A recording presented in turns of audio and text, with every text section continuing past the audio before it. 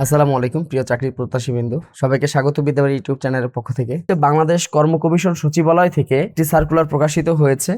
তো সেই সার্কুলারটি দেখেন বেশ কিছু শূন্য পদে কিন্তু এখানে আছে, যেমন যারা কম্পিউটার অপারেটর হতে চান, এবং এটা গ্রেড কিন্তু বেশ ভালোই, 13তম গ্রেডের একটি চাকরি। এবং এখানে দেখেন যে বেতন স্কেল কিন্তু 11,000 টাকা।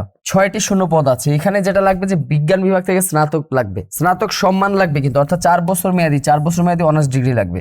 আর অবশ্যই কম্পিউটারের উপর দক্ষতা তো থাকতেই হবে।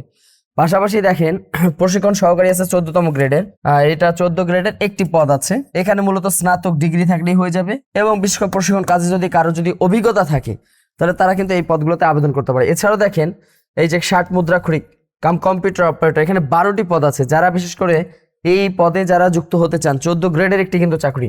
এখানে ন্যূনতম স্নাতক পাস হলেই কিন্তু চলবে, অর্থাৎ ন্যূনতম ডিগ্রি পাস। এই যে 3 বছরের যে ডিগ্রি পাস, 3 বছরের ডিগ্রি পাস দিয়ে কিন্তু আপনারা আবেদন করতে পারবেন। এছাড়া কম্পিউটার প্রশিক্ষণ, তারপর ষাটলিপিতে অবশ্যই তো তার দক্ষতা বা নির্ধারিত একটা যে স্পিড আছে, সেই স্পিড তো তার তো থাকতেই হবে। এরপরে যদি আমরা দেখি পরবর্তী যে সার্কুলারটি আছে, সেটি হচ্ছে হিসাব সহকারী। এই হিসাব সহকারীতে 5টি পদ আছে। এটি হচ্ছে মূলত 16তম গ্রেডের একটি চাকরি, হিসাব সহকারী।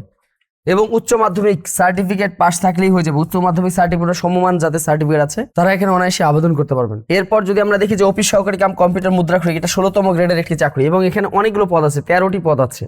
এখানে উচ্চ মাধ্যমিক সার্টিফিকেট পরীক্ষা দিয়ে, অর্থাৎ যারা ইন্টারমিডিয়েট পাস করে বা সমমান পাস করেই যারা একটা সরকারি চাকরি পেতে চান, তাদের জন্য কিন্তু এটা একটা বিশাল একটা সুযোগ। হ্যাঁ, এখানে কম্পিউটার প্রশিক্ষণ তো লাগবেই, এবং যে স্পিড যেটা এটা তো থাকবেই। এছাড়া কম্পিউটার মুদ্রাক্ষরিক আছে আবার 16তম গ্রেডের, সেটা হচ্ছে এখানে 5টি পদ আছে। এবং এখানে উচ্চ মাধ্যমিক সার্টিফিকেটে কিন্তু আবেদন করতে পারবেন, যদি কম্পিউটার সার্টিফিকেট এবং কম্পিউটার নির্দিষ্ট যে স্পিড আছে, কাজের গতি, এটা যদি থাকে আপনার অনায়াসে কিন্তু এখানে আবেদন করতে পারেন। এছাড়াও দেখেন যে এখানে ডাটা এন্ট্রি অপারেটর আছে। ডাটা এন্ট্রি অপারেটর, এই ডাটা এন্ট্রি অপারেটরে এখানে দেখেন যে একটি শূন্যপদ আছে। ডাটা এন্ট্রি অপারেটর এখানে 16তম গ্রেডের একটি চাকরি, একটি শূন্যপদ আছে, এবং উচ্চ মাধ্যমিক সার্টিফিকেটে কিন্তু আপনারা আবেদন করতে পারবেন। এছাড়া অভ্যর্থনাকারী আছে 16তম গ্রেডের, এখানেও একটি পদ আছে। এখানে উচ্চ মাধ্যমিক সার্টিফিকেট থাকলেই কিন্তু বা সমমান সার্টিফিকেট থাকলেই আপনি কিন্তু অনায়াসে আবেদন করতে পারেন। এছাড়াও দেখেন টেলিফোন অপারেটর আছে 16তম গ্রেডের, এখানে 2টি শূন্যপদ আছে, এবং অবশ্যই উচ্চ মাধ্যমিক সার্টিফিকেট থাকলেই হবে। পাশাপাশি পিএবিএক্স বোর্ড চালনা সংশ্লিষ্ট কাজে যদি তার অভিজ্ঞতা থাকে, তিনি অনায়াসে এখানে আবেদন করতে পারবেন।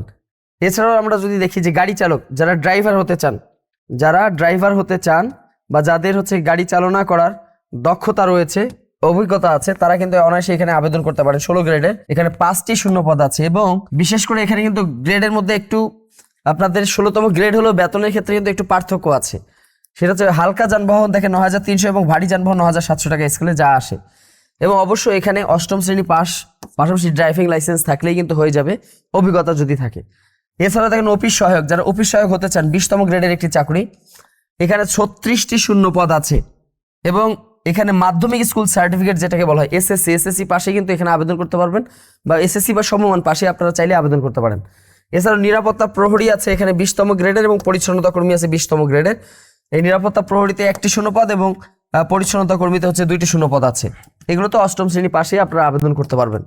তো এই যে বেশ কিছু সংখ্যক পদে, যেহেতু বাংলাদেশ কর্ম কমিশন সচিবালয়ের চাকরি, তো অবশ্যই এটা সবার কাছে একটা স্বপ্ন থাকে যে এরকম একটা মানে প্রতিষ্ঠানে চাকরি করার একটা। তো এখানে সবাই আপনারা যারা চাচ্ছেন বা যারা জানেন না, তারা এখানে দ্রুত আবেদন করে ফেলতে পারেন।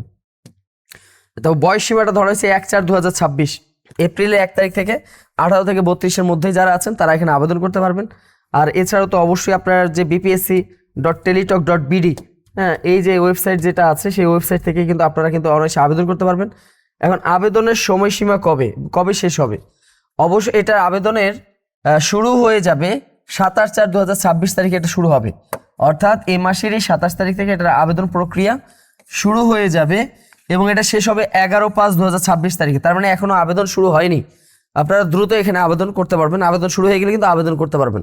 তো এটা একটু নোট ডাউন করে রাখবেন যে সামনে এই পদগুলোতে আমার আবেদন করার যেহেতু সুযোগ আছে, যেন আপনি আবেদন করতে পারেন।